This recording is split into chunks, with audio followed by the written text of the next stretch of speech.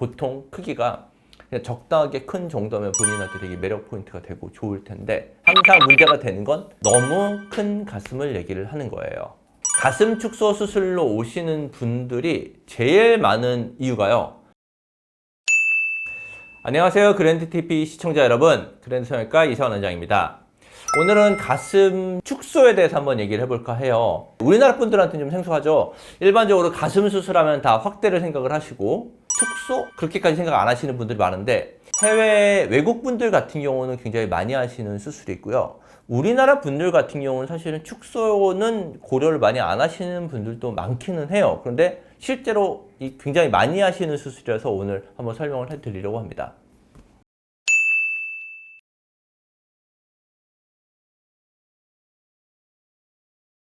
뭐든지 적당하면 괜찮죠. 보통 크기가 그냥 적당하게 큰 정도면 본인한테 되게 매력 포인트가 되고 좋을 텐데, 항상 문제가 되는 건 너무 큰 가슴을 얘기를 하는 거예요. 가슴 축소 수술로 오시는 분들이 제일 많은 이유가요. 첫 번째, 어깨가 아파요. 목이 아파요. 수술을 할 때 가슴 축소 수술을 했었을 때 보통 작게는 한쪽에서 한 500g에서 1000g, 1kg까지도 줄이는 경우가 있거든요. 그러면 500g, 500g을 줄인다고 한번 생각을 해볼게요. 500g, 500g을 생각을 해보시면 우리가 목에다가 500cc짜리 그 물이죠, 생수. 물통 2개를 목에다 달고 있다고 생각하시면 돼요. 목 되게 불편하겠죠? 목 그냥 살짝 그냥 걸기만 해도 불편한데 그게 계속 있는 거예요. 수술을 했었을 때 환자분들이 첫 번째 반응은요, 너무 가벼워져서 좋다는 게 많아요. 실제로 기능적으로 되게 본인들이 불편해서 오시는 경우 많아요. 두 번째는 시선. 사실 맘 놓고 달리기 잘 못하시고요. 가방 크로스로 매는 거 잘 못하시고, 대부분 몸을 약간 이렇게 웅크리고 계세요. 그래서 상담하러 오셨을 때도 대부분 환자들은 기본 자세가 이렇게 허리를 펴고 있는 자세보다는 약간 움츠리고 있는 분들이 많아요. 이런 생활의 불편함 때문에 수술을 고려하시는 분들 많고요. 그런데 아무래도 이게 한국에서는 많이 하는 수술이 아니다 보니까 하는 병원들이 많지가 않아요. 아까 말씀드렸던 것처럼 가슴 축소를 하는 이유, 당연히 가슴이 커서겠죠. 그러면 어느 정도 컸었을 때 하느냐? 우리가 이제 A컵, B컵 이렇게 얘기를 하잖아요. 보통 밑가슴 둘레와 윗가슴 둘레의 차이가 10cm 이상이 나면 B컵이라고 얘기를 해요. 그렇게 밑가슴 둘레와 윗가슴 둘레가 20cm 이상 차이가 나는 경우에는 보통 가슴 축소 수술을 고려를 하고요. 수술하는 방법은 여러 가지가 있어요. 처져 있는 정도나 크기에 따라 다른데, 일반적으로는 유륜인대 절개를 하고 유륜 아랫부분을 절개하는 수직 절개를 해서 가슴 줄이는 경우가 가장 많고요. 너무 큰 경우에는 O자 절개라고 해서 가슴 밑선인대까지 절개가 같이 들어가는 경우도 있어요. 흉터를 굉장히 많이 물어보시는데, 흉터는 생각보다는 시간이 지나면서 많이 흐려져서 눈에 많이 띄지는 않는 편이에요. 유륜 주변인데는 원래 색소가 약간 침착이 되어 있는 색깔이기 때문에 그렇게 눈에 많이 띄지는 않고요. 수직 절개의 흉터 같은 경우도 시간이 지나서 많이 흐려지기 때문에 그렇게 흉터는 많이 보이는 편은 아니고요. 실제로 사진을 한번 보면서 말씀드릴게요. 사진을 보면 양쪽 가슴이 크기도 좀 다르고 크기도 크고 많이 처져 있어요. 보통 지금 정도 처지면 이 쇄골이 중심에서 유두까지 거리가 한 30cm가 넘어가는 경우가 대부분이에요. 보통 정상적으로는 한 18cm에서 21cm까지 범위를 정상 범위로 보는데, 그보다 10cm 이상 처진 거죠. 이 정도로 처짐이 있으신 분들은 생활의 불편함도 굉장히 많고요. 본인이 어깨나 목 통증이 있으신 분들 많아요. 그래서 수술을 해서 사이즈를 줄이고 훨씬 더 본인이 생활하기도 편하시고 만족도도 높아요. 다이어트 하면 많이 줄어들어요. 그런데 가슴 축소 수술을 고려할 만큼 가슴이 크신 분들은요, 본인이 몸집 크기와 관계없이 가슴 크신 분들도 많아요.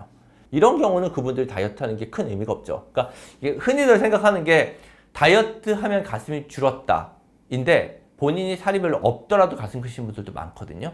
물론 다이어트를 하면은 가슴이 좀 줄긴 하겠지만, 선천적인 요인으로 인해서 가슴이 아주 크신 분들은 본인이 살이 빠진다고 하더라도 가슴 크기가 많이 줄진 않아요.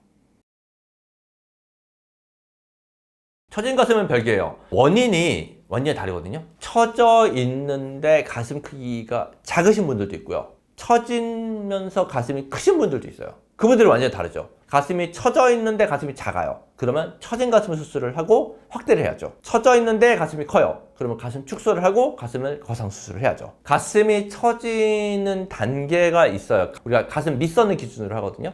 가슴 밑선에 비해서 유두의 위치가 어디에 있는지에 따라 그레이드를 나눠요. 1, 2, 3단계로 나누는데 그냥 일반적으로 가슴 밑선과 유두가 같은 위치에 있으면 1단계 정도 보고요. 한 1cm, 3cm 정도 처져 있는 경우, 그보다 밑으로 내려가는 경우가 2단계, 그보다 밑으로 확 처져 있는 경우를 3단계 정도로 보고 3단계 정도로 처졌을 때는 그냥 유두가 완전히 아래로 본다고 생각을 하시면 돼요.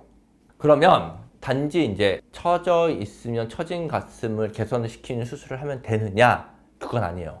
아까 제가 얘기를 했죠. 가슴이 처져 있는지의 기준은 가슴 밑선이에요. 밑선보다 유륜이 더 내려가 있느냐의 위치를 보는 건데 가슴이 밑선의 위치보다 유륜의 위치가 조금 더 위에 있어요. 그런데 본인은 처졌다고 생각을 하세요. 왜 그러냐면 윗가슴이 없어서 그래요. 모유수유 하셨던 분들한테 특히 많이 나타나는 일, 가슴이 많이 처지진 않았어요. 유둔의 유륜의 위치가 밑선보다 높아요. 그런데 가슴 윗부분이 없어요.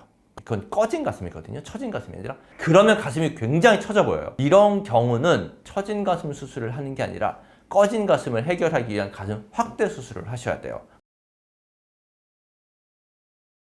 아무 때나 상관없는데 저는 아까도 말씀드렸지만 권하는 시기를 본인이 출산기가 끝나고 모유수유 완료된 다음에 하시는 걸 권해요. 왜냐면 모유수유하고 출산을 하게 되면 가슴은 처지게 돼 있어요. 그래서 그게 다 끝난 다음에 수술을 하시는 거를 가장 권합니다. 있죠? 우리가 중력이 있는 세상에 사는 한 모든 건 처지게 돼 있습니다. 눈도 처지고 피부는 모든 피부는 처지게 돼 있는데 그런데 출산을 겪을 때만큼 처지진 않으세요. 그냥 일반적으로 생활하셨을 때는 그렇게 심하게 처지진 않으시기 때문에 가슴 거상을 다시 고려하시는 분들은 그렇게 많지는 않을 것 같아요. 가장 큰 부작용은 흉터인 것 같아요. 흉터는 아까 말씀드렸던 것처럼 생각보다는 많이 보이지는 않아요. 그리고 물론 개인에 따라서 흉터가 좀 더 많이 보이는 체질인 경우도 있거든요. 이런 경우는 나중에 흉터 제거술을 통해서 아니면 레이저나 주사치료를 통해서 얼마든지 깨끗하게 만들 수 있으니까 본인이 걱정이 되신다고 하면 일단 상담을 받아보시는 게 좋으실 것 같아요. 실제로 가슴이 처지고 가슴 위가 꺼지고 했었을 때 본인이 여성성이 되게 떨어진다고 생각을 하시고 자신감이 없으신 분들도 굉장히 많아요. 그래서 그런 분들이 수술을 받으시면 되게 좋고요. 가슴 축소 같은 경우도 요즘 되게 생소한 수술이죠. 가슴 축소 수술은 그렇게 많이 하는 것 같지 않은데 실제로 의외로 우리나라 분들도 큰 가슴 때문에 고민하시는 분들 굉장히 많으세요. 수술하는 병원이 별로 없고 홍보가 적기 때문에 본인이 수술해야 되는지 말아야 되는지 고민하시는 분들도 되게 많은데 상담 받아보시면서 본인이 지금 어느 정도 줄 수 있고 줄었었을 때 어느 정도 모양을 가질 수 있고 이런 부분을 자세하게 상담을 하면서 수술을 결정을 하신다면 좋은 결과가 있을 걸로 생각이 됩니다. 오늘은 가슴 축소와 가슴 거상에 대해서 설명을 드렸고요. 다음번에도 또 다른 영상, 좋은 영상으로 찾아뵙도록 하겠습니다. 감사합니다.